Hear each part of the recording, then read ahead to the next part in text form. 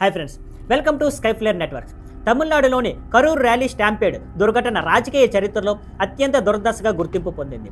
ఈ ఘటనలో 41 మంది ప్రాణాలు కోల్పోగా 100 మందికి పైగా గాయపడ్డారు. ఈ ర్యాలీ నటుడు, రాజకీయ నాయకుడు విజయ్ ప్రచారంలో జరిగింది. గాయపడిన వారిలో కొన్ని అతి సీరియస్ కేసులు ఐసీయూలో చికిత్స పొందుతున్నారు. మృతులను వారి కుటుంబాలకు అందించారు. సీఎం స్టాలిన్ వ్యక్తిగతంగా బాధిత కుటుంబాలను కలిశారు మరియు ప్రతి మృతికి 10 లక్షల రూపాయలు, గాయపడిన వారికి ₹1,00,000 ఊపిరి ప్రకటించారు. స్టాలిన్ ఈ ఘటనను తమిళనాడు రాజకీయ చరిత్రలో అత్యంత దుర్ఘటనగా చెప్పి విచారణ పూర్తయిన తర్వాత కఠిన చర్య తీసుకుంటానని హామీ ఇచ్చారు. కాగా రాజకీయ వాదనలు వెంటనే ప్రారంభమయ్యాయి. టీవీకే మరియు డిఎంకే నాయకులు పరస్పరం ఒకరిపై ఒకరు వాదనలు చేసుకున్నారు. పోలీస్ అధికారులు టీవీకే పెద్ద నాయకులపై కల్పబుల్ హోమిసైడ్ ఛార్జీలు నమోదు చేశారు.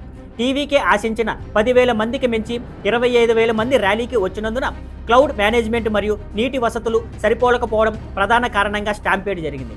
టీవీకే నాయకులు టీఎన్ఈబీ విద్యుత్ సరఫరా తక్షణంగా తగ్గించడం, పోలీసుల నిర్లక్ష్యం వంటి ఆరోపణలు చేస్తున్నప్పటికీ ప్రభుత్వం దీనిని రాజకీయ కుట్రగా త్వరగా విచారణ ముగించక ముందు టీవీకే ర్యాలీలను ఆపాలని మద్రాస్ హైకోర్టులో పిటిషన్ దాఖలు చేసింది. ప్రతికూల పార్టీలు కూడా స్పందించాయి. బీజేపీ నాయకుడు విజయ్ మరియు రాష్ట్ర ప్రభుత్వం సేఫ్టీ పరిరక్షణలో విఫలమయ్యాయని, కాంగ్రెస్ నాయకులు బాధ్యత వహించాల్సిన అవసరం ఉందని అన్నారు.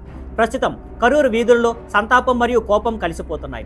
ప్రజలు న్యాయం మరియు బాధ్యత కోసం డిమాండ్ చేస్తున్నారు. ఇలాంటి ప్రత్యేకమైన రాజకీయ అప్డేట్స్ కోసం మా ఛానల్ని ఫాలో అవ్వండి. See you on Skyflare networks. Thank you for watching. Please like, share and subscribe.